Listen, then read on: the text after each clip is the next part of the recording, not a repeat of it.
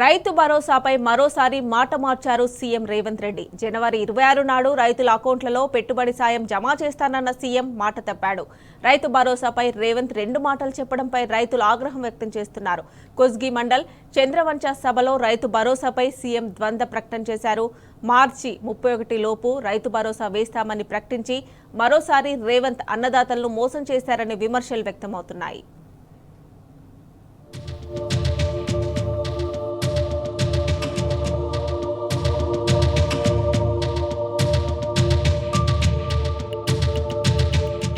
రైతు భరోసాపై ముఖ్యమంత్రి రేవంత్ రెడ్డి మరోసారి మాట మార్చారు. అసెంబ్లీ ఎన్నికల సమయంలో రైతుల ఓట్ల కోసం మేనిఫెస్టోలో 15,000 రూపాయల పెట్టుబడి సాయం అందిస్తామని చెప్పి ఇప్పుడు దాన్ని 12,000 రూపాయలకే పరిమితం చేసి అన్నదాతలను దాగా చేసి తాజాగా పథకం అమలు సమయంలో కూడా మరోసారి రైతన్నల ఉద్వేగాలతో ఆడుకుంటున్నారు.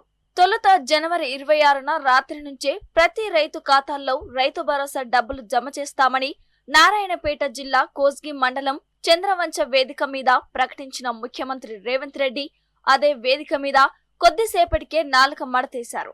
రైతు భరోసా నిధులు మార్చి 31 లోపు రైతుల ఖాతాల్లో జమ చేస్తామని ప్రకటించడంతో రైతులు విస్మయం వ్యక్తం చేస్తున్నారు.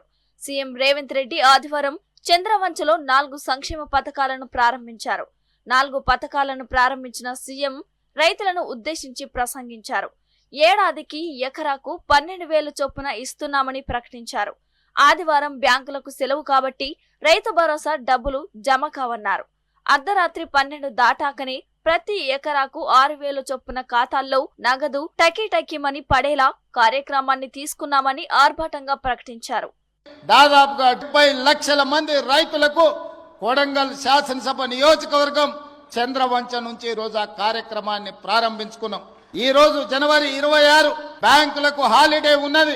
ప్రతి రైతుకు రాష్ట్రంలో ఉన్న వ్యవసాయ భూమి ఉన్న ప్రతి రైతుకు రాత్రి 12 గంటల తర్వాత ప్రతి ఎకరాకు 6,000 రూపాయలతోని మీ ఖాతాల్లో మీ నగదు టకీమని పడే విధంగా ఈ రోజు కార్యక్రమాన్ని తీసుకున్నాం. సంతోషం కొద్దిసేపు కూడా లేకుండా రైతు భరోసా కింద దాదాపు మార్చి 31 తారీఖు లోపల 10,000 కోట్ల రూపాయలు పేద రైతుల ఖాతాల్లో వేసి రైతులకిచ్చే బాధ్యత కాంగ్రెస్ పార్టీ తీసుకుంటుందని అనటంతో రైతులంతా ఆశ్చర్యపోయారు. ముఖ్యమంత్రి 2 నాలుకల ధోరణిపై తీవ్ర అసంతృప్తి వ్యక్తం చేశారు. రైతు భరోసా కార్యక్రమాన్ని రాష్ట్రంలో ఉన్న రైతాంగానికి వ్యవసాయ యోగ్యమైన భూములకు దాదాపుగా మార్చి 31 తారీఖు లోపల 10,000 కోట్ల రూపాయలు పేద రైతుల ఖాతాలో నిధులు వేసి 10,000 కోట్ల రూపాయలు రైతులకిచ్చే బాధ్యత ఈ రోజు కాంగ్రెస్ పార్టీ తీసుకుంటుంది. కాంగ్రెస్ అధికారంలోకి వచ్చిన వెంటనే డిసెంబర్ 9న రైతు రుణమాఫీ 2 లక్షల చొప్పున చేస్తామని, రైతు బంధు ఎకరాకు 15,000 రూపాయలు ఇస్తామని ప్రకటించింది.